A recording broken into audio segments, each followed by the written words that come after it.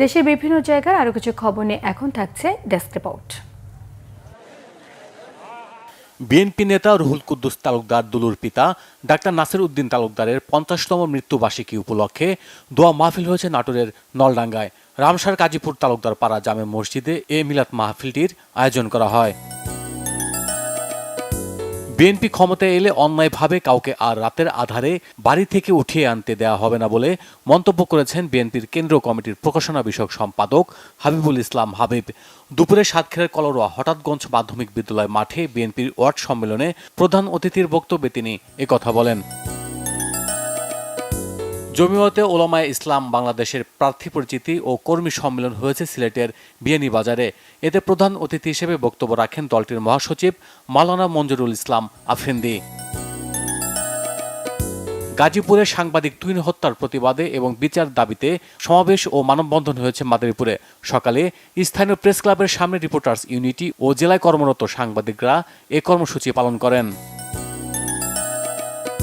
নদী ভাঙ্গন প্রতিরোধের দাবিতে মানববন্ধন হয়েছে কুড়িগ্রামে।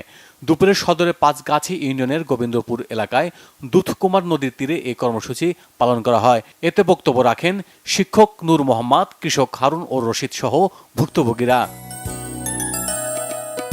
নোয়াখালীর হাতিয়ায় ভূমিহীন ও কৃষকদের কাছ থেকে সন্ত্রাসীরা চাঁদা না পেয়ে চাষাবাদ বন্ধ করে দিয়েছে এমন অভিযোগে মানববন্ধন করেছেন ভুক্তভোগীরা।